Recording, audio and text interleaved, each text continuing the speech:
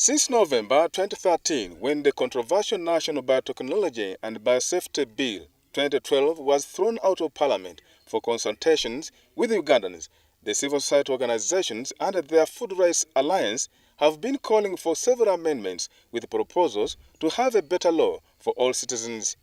Unfortunately, a cross-section of lawmakers, the ruling NRM party's Parliamentary caucus, announced their decision to have the bill passed into law as it is.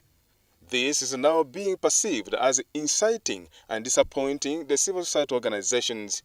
And the purpose of our working around this bill is to ensure that we have a balanced bill which ensures that this country is protected, its health is protected, its biodiversity is protected.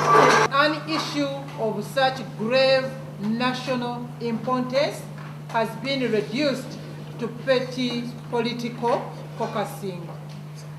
The passing of this bill with amendments further trivializes the issue, since the said amendments have neither been revealed to us, the wider stakeholder, nor discussed with anybody.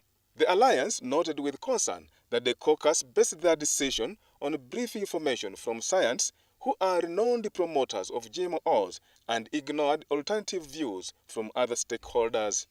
The controversies surrounding GMOs in terms of their implications on health, export trade to the EU, agricultural production, environment, food safety, biodiversity, farming systems and food sovereignty are well documented by well-respected bodies and renowned scientists, as you may be aware.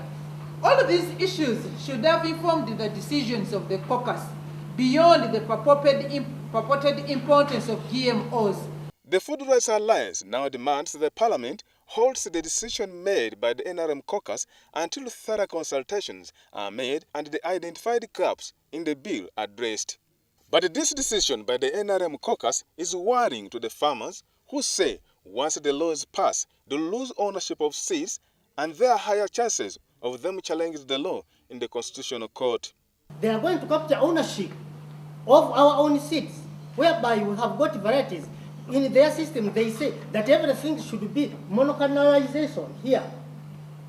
So this indicates or implies that if you are in category of facing the problem of the GMO, if you mark to collapse, then it means you are going to be sued in the Supreme Court. And it is stated clearly here. As a citizen and a patriot of this country, we shall do all lawful means to make sure government listens to our voice. This law has implications on whether this country can be able to feed itself in future or not. That's a fact. You know? Whether you read what's happening in Canada, in South Africa, you know, these things are not new. Given the dangers involved in passing such a law as it is, concerned citizens say this is not a Ugandan law, since it's pushed by funders who are owners of GMOs. It isn't a law in our interest, because one, we don't fund our research. Two, even if we fund our research, we shall never make GM better than where GM was initiated. We are mimicking, and we are being used to mimic, and again be used to legislate for the person who is inducing me from behind. This is not in the interest of Ugandans, but it is the interest of corporations which want to gain access to our market. And you know, when I saw the excitement that we're having a bill just to make sure we manage the GMO products on our shelves, I laughed, because Ugandans are now advised to be aware of this law and not to get blindfolded by the GMOs with claims that these are better than our organic foods. We still have to pursue all the legal means, the means that are peaceful, the means that all Ugandans adore and that can cause change. We are going to pursue that. These GMO things are not for free.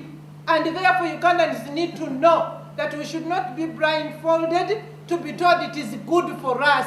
And what is bad for us when organic, when our own food is buying premium prices back from where the voice is coming from to tell us that this is good for us. Unfortunately, many Ugandans are already ignorantly consuming GMO foods, some of which include bananas, cassava, potatoes, tomatoes, beans, oranges, and mangoes, but do not know the dangerous substances they consume therein and what will be their health tomorrow. Stephen Mwiri, WBS News.